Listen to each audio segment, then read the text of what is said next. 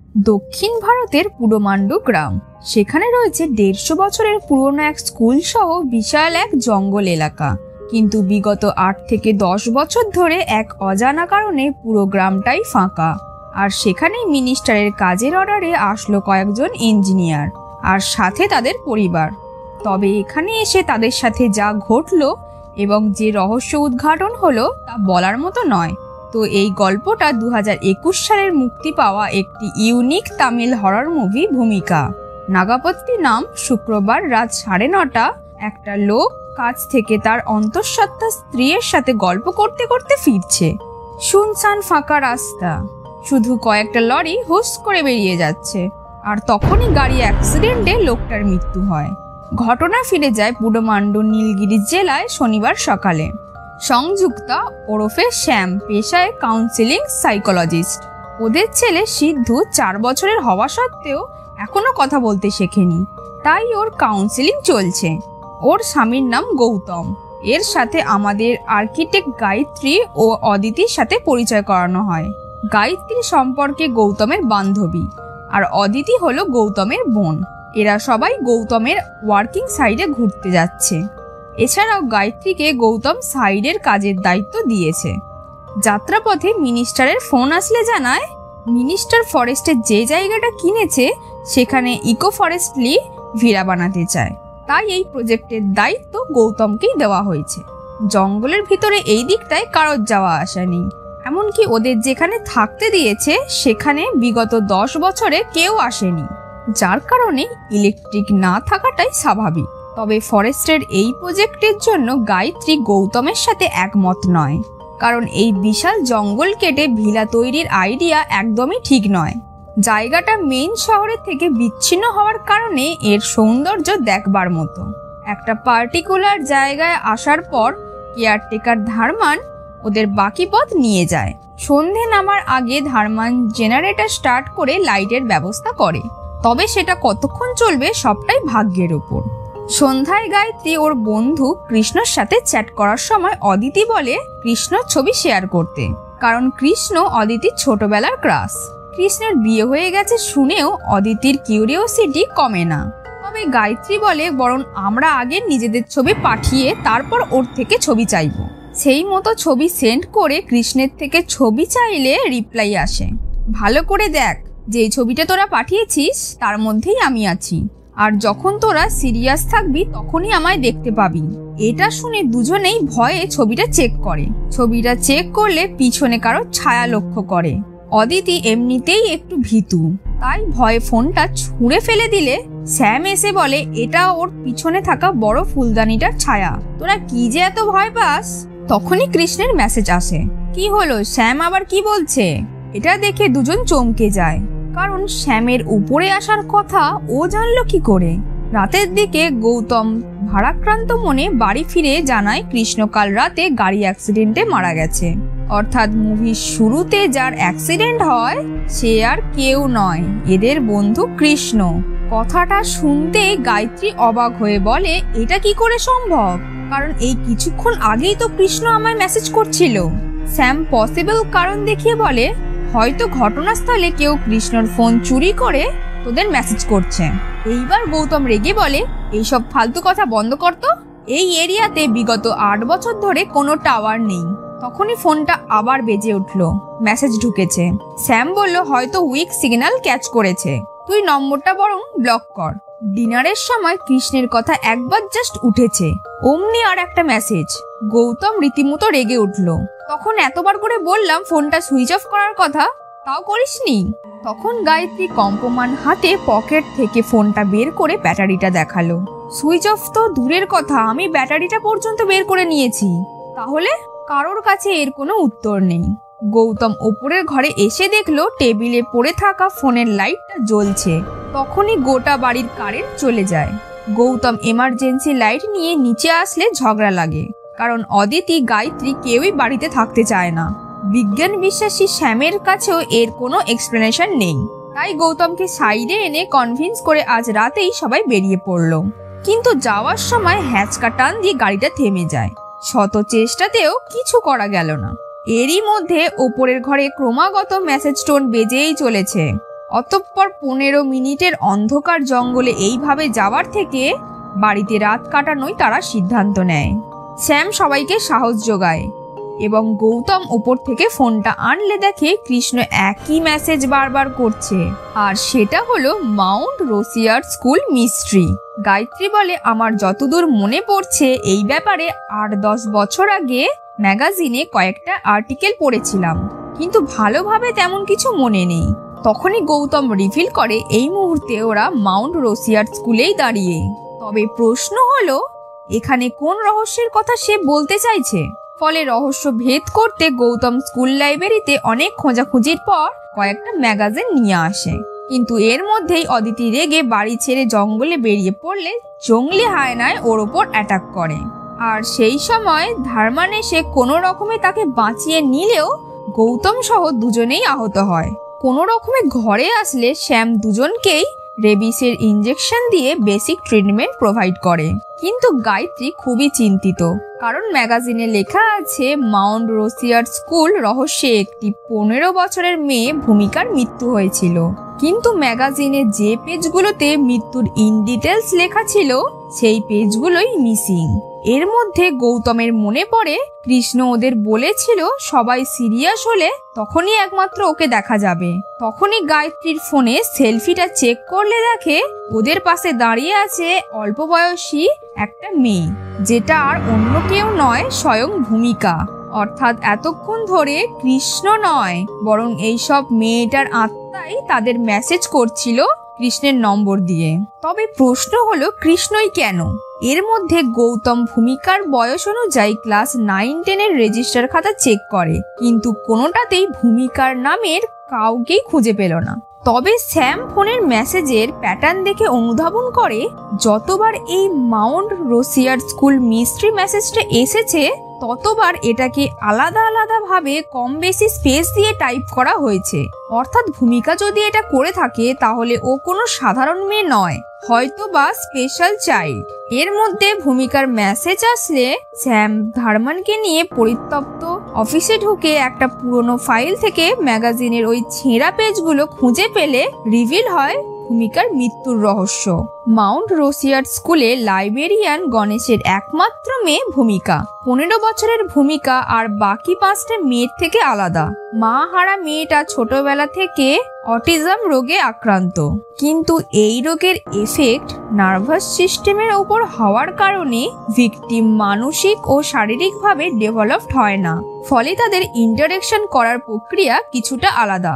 গণেশ স্কুলে কাজ করা সত্ত্বেও ভূমিকা এখানে পড়ার অনুমতি পায় না। গণেশ চাইতো অ্যাটলিস্ট মেয়েটাকে স্কুল থেকে 10 পাস করিয়ে নিতে। ভূমিকা ছোটবেলা থেকেই পরিবেশ ভীষণ ভালোবাসে। সহজ ভাষায় সে প্রকৃতি প্রেমী। সে পড়াশোনা করতে না চাইলেও তার মধ্যে ড্রয়িং এর অসম্ভব সুন্দর দক্ষতা ছিল। স্কুলের বাইরে জঙ্গল ধারের বড় গাছটা যেন তার আশ্রয়। গাছটায় আসা কাঠবেড়ালি ও পাখিগুলোই ছিল তার বন্ধু। বাড়িতে ওর জিনিস কেউ যদি নিজের জায়গা থেকে সরায়, ব্যাস তাহলেই অশান্তি। আনন্যাচারাল জিনিস তার সহ্য হয় না, যার কারণে কটনের কাপড় ছাড়া কোনো জিনিসই সে পরিধান করত না। সে একবার আঁকতে শুরু করলে সেটার কোনো সীমানা থাকে না, যার কারণে এই রোগের ব্যাপারে অজানা লোকেদের কাছে ভূমিকার এই ব্যবহার পাগলের প্রলাপ মনে হতো। এরই মধ্যে স্যামুয়েল নামে এক লোভী বিজনেসম্যান 150 বছরের পুরনো মাউন্ট রোসিয়ার স্কুল সহ পাশের জঙ্গলের প্রায় 400 একরের জায়গা কিনে নেয়। অনেকদিন যাবৎ স্কুল লসে রান করায় প্রিন্সিপাল বেচার জন্য দ্বিমত করেনি। স্যামুয়েল স্কুল সহ পুরো জঙ্গল এরিয়া নিজের মতো ডেভেলপ করার প্ল্যান করে, ফলে জঙ্গল কাটতে হবে। এরই মধ্যে একদিন পৃথিবী বিখ্যাত পেন্টার ইসমাইল আখতার তার স্ত্রীকে নিয়ে মাউন্ট রোসিয়ার স্কুলে ভিজিটে আসেন, আর সেখানে লাইব্রেরির দেওয়ালে লাগানো ভূমিকার ড্রয়িং দেখে তিনি অবাক হয়ে যান। ইসমাইল আখতার ভূমিকার ড্রয়িং এর দক্ষতা দেখে তাকে এক সপ্তাহের আর্ট ওয়ার্কশপে ইনভাইট করে এবং সেখান থেকে তিনি তার মধ্যে লুকিয়ে থাকা অসাধারণ প্রতিভা লক্ষ্য করেন। বাড়ি ফেরার সময় ইসমাইল ভূমিকার কিছু ড্রয়িং ইন্টারন্যাশনাল প্রতিযোগিতায় সাবমিট করলে সে প্রথম স্থান অর্জন করে।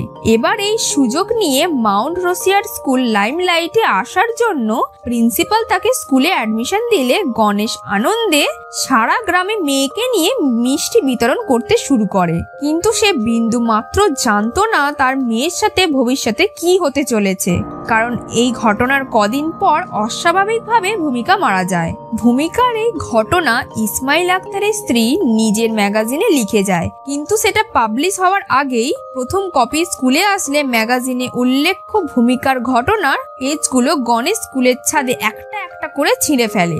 গল্পের ঘোর কাটলো ধারমানের জেনারেটরের ঠিক করার আওয়াজে।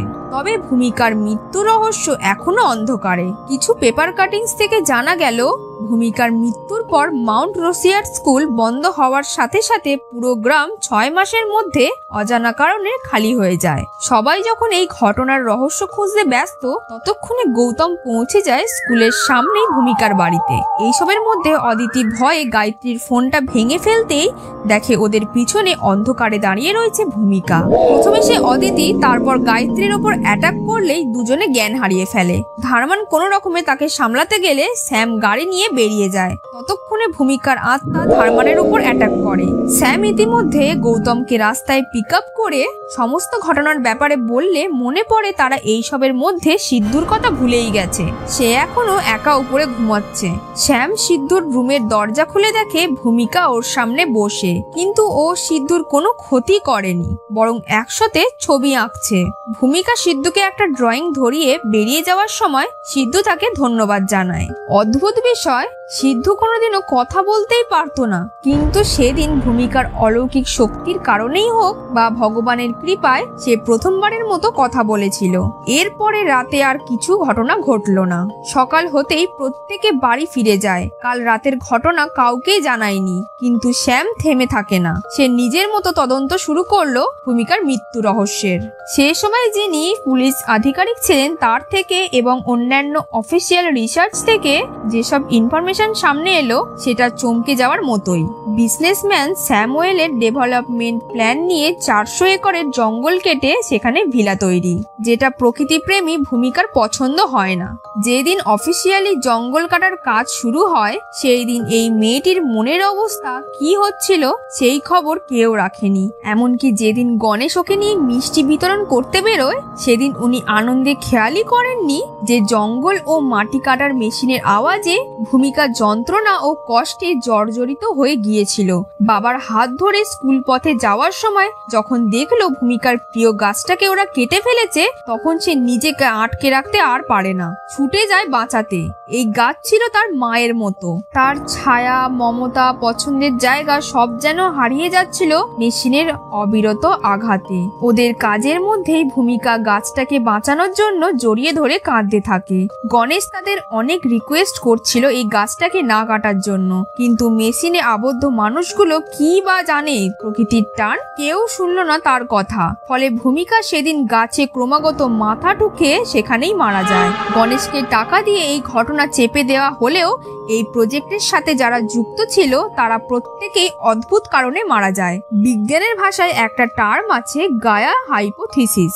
1950 সালে বিজ্ঞানের প্রযুক্তি ও ইন্ডাস্ট্রিয়াল রেভলিউশনের কারণে প্রথম গ্লোবাল ওয়ার্মিং লক্ষ্য করা যায়। তখন থেকেই পরিবেশবিদ ও অন্যান্য বিজ্ঞানীরা রিসার্চ করতে শুরু করলে প্রথমবার একজন ব্রিটিশ বিজ্ঞানী জেমস লাভলক একটা থিওরি প্রকাশ করেন, যার অনুযায়ী আমাদের পুরো পৃথিবী তথা পরিবেশ এক জীবন্ত জীবের মতো। আমাদের শরীরে যেমন লক্ষাধিক ব্যাকটেরিয়া, ভাইরাস এবং ফাঙ্গাস থাকে, তেমনি এই পরিবেশের জন্য মানুষেরা সেই ব্যাকটেরিয়া। এবারে ভাইরাস ও ব্যাকটেরিয়া জনিত কারণে শরীর খারাপ করলে আমাদের বডি রোগ নিবারণ করার জন্য নিজে থেকেই অ্যান্টিবডি করে, আর না হলে আমরা ওষুধ খেয়ে রোগ নিবারণ করি। তেমনি পরিবেশের উপর আমাদের অত্যাচারের কারণে পরিবেশ নিজেকে চেঞ্জ করছে, যেটা শুধু এখন বলে নয় আগেও হয়েছে। ফলে পৃথিবীর বুকে প্রতিটা সময় অন্তরাল জীবের বিনাশ হয়েছে, অর্থাৎ পরিবেশ নিজেকে বাঁচানোর পন্থা কোনো না কোনোভাবে বানিয়েই নেয়। আসলে মাউন্ট রোসিয়ার স্কুল থেকে শুরু করে পুরো জঙ্গল এলাকার পরিবেশের সাথে বড় হয়ে ওঠা ভূমিকার এখন এইটাই জায়গা। তাই কনস্ট্রাকশনের কাজের সাথে যারা এর সাথে যুক্ত ছিল, ভূমিকা তাদের সবাইকে মেরেছে এবং বিগত 8 বছর ধরে এই জায়গা আইসোলেট করে পরিবেশের ইকোলজিক্যাল ব্যালেন্স বজায় রেখেছে। এইবার পুরো রহস্য উদ্ঘাটনের সাথে রিভিল হয় কৃষ্ণের মৃত্যুর রহস্য। আসলে গৌতম একা নয়, বরং কৃষ্ণ এবং শ্যাম মিনিস্টারের এই প্রজেক্টের সাথে যুক্ত ছিল। যেহেতু গায়ত্রী এরকম প্রজেক্টের জন্য রাজি হতো না, তাই শ্যাম তাকে ট্রিক করে রাজি করিয়ে সেখানে নিয়ে আসে, যার কারণে ভূমিকা প্রথমে কৃষ্ণকে মেরে বাকিদেরও সেই দিন রাতে মারার চেষ্টা করে। আসলে ভূমিকা কোনো সাধারণ মেয়ে নয়, সে ছিল মাদার আর্থের অংশ, যে মৃত্যুর পর পরিণত হয় অরণ্যের দেবীতে। কিন্তু এই দেবীকে যখন মানুষেরা অবমাননা করে নিজের আত্মতুষ্টির জন্য বিপক্ষে হয়, তখন এর ফল হয় ভয়ানক, যার কারণে মিনিস্টারের মুখ থেকে রক্ত উঠে মারা যায়। এত কিছুর পরেও শিক্ষা না হলে যখন গৌতম মাউন্ট রোসিয়ার স্কুল সংলগ্ন জঙ্গলের কাজে ফিরে যায়, তখন ভূমিকার আত্মা তাকেও মেরে ফেলে। এই জন্যই কথায় আছে, সমাধানের অংশ হও, পরিবেশ দূষণের নয়। তো বন্ধুরা, এখানেই মুভিটা শেষ হয়ে যায়। গল্পটি কেমন লাগলো আমাদের জানিও কমেন্ট বক্সে। ভালো থেকো বন্ধুরা, চলো দেখা হচ্ছে পরের গল্পে।